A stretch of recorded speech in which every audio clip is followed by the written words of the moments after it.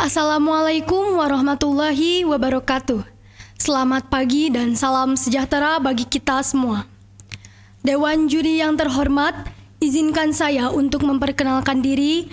Perkenalkan, nama saya Citra Salsabila Zafirah dari SMA Negeri 4 Kota Sukabumi selaku pembicara pertama dari tim pemerintah yang akan menentukan limitasi, memberikan definisi, dan memaparkan argumentasi pembuka yang menunjang tim kami selaku tim pemerintah.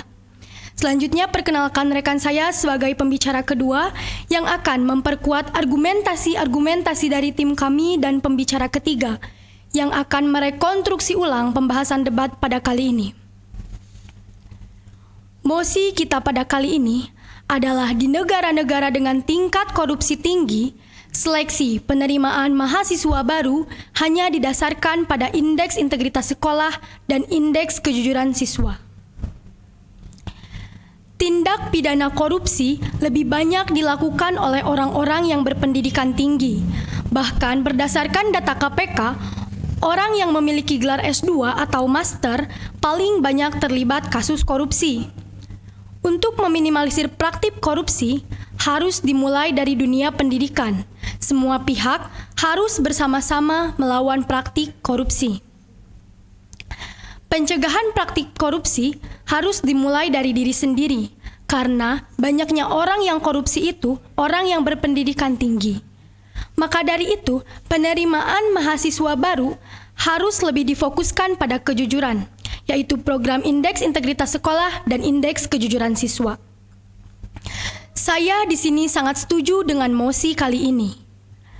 Karena tujuan dari mosi ini adalah untuk meminimalisir ataupun mencegah tingkat korupsi di negara kita dan membentuk generasi penerus bangsa yang lebih baik dan menjunjung kejujuran yang tinggi. Di sini saya akan memberikan limitasi. Di negara Indonesia, tingkat korupsi tinggi, seleksi penerimaan mahasiswa baru hanya didasarkan pada indeks integritas sekolah dan indeks kejujuran siswa. Sebelum melangkah kepada argumen pembuka, di sini saya akan mendefinisikan 3 poin. Yang pertama, korupsi.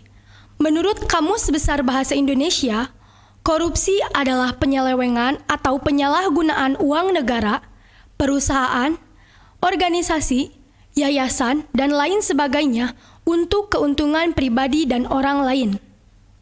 Poin kedua, yaitu indeks integritas sekolah, adalah pengukuran kinerja institusi sekolah yang berbasis kejujuran dalam melaksanakan proses pembelajaran. Dan poin ketiga adalah indeks kejujuran siswa, adalah pengukuran kejujuran siswa selama mengikuti pembelajaran di sekolah. Indeks integritas sekolah akan menghasilkan nilai yang akurat. Penggunaan nilai rapot dalam SNMPTN kerap mengalami kesulitan dalam membandingkan nilai rapot siswa antar sekolah. Belum adanya data yang digunakan untuk melihat cara guru memberi nilai pada siswa yang kerap menimbulkan potensi kecurangan. Program ini sudah dilakukan oleh Kemendikbud sejak tahun 2015. Penekanan angka dan potensi kecurangan dalam ujian nasional menjadi tujuan utama dilakukannya penilaian tersebut. Dan penilaian ini juga akan lebih mudah perguruan tinggi dalam menentukan kelulusan siswa. Penghapusan ujian nasional sebagai syarat kelulusan dan ujian nasional berbasis komputer merupakan kebijakan yang sangat baik, karena kebijakan ini adalah upaya untuk langkah maju agar terhindarnya kebocoran soal ujian nasional. Pada salah satu sisi, jika nilai rapot tinggi sedangkan indeks integritas sekolah rendah, maka hal ini berpotensi adanya kecurangan. Semenjak tahun 1995, Transparansi Internasional telah menerbitkan Indeks Persepsi Korupsi atau IPK setiap tahun yang mengurutkan negara-negara di dunia berdasarkan persepsi atau anggapan publik terhadap korupsi di jabatan publik dan politis. Skor Indeks Persepsi Korupsi Indonesia saat ini berada di angka 40 dengan nilai tertinggi 100. jika dilihat berdasarkan peringkat Indonesia, berada di posisi 85 dari 180 negara. Maka dengan adanya penerimaan mahasiswa baru hanya didasarkan pada indeks integritas sekolah dan indeks kejujuran siswa, hal ini akan meminimalisir ataupun mencegah tingkat korupsi di negara kita. Maka dari itu, saya sangat setuju dengan mosi kali ini, yaitu di negara-negara dengan tingkat korupsi tinggi, seleksi penerimaan mahasiswa baru hanya didasarkan pada indeks integritas sekolah dan indeks kejujuran siswa.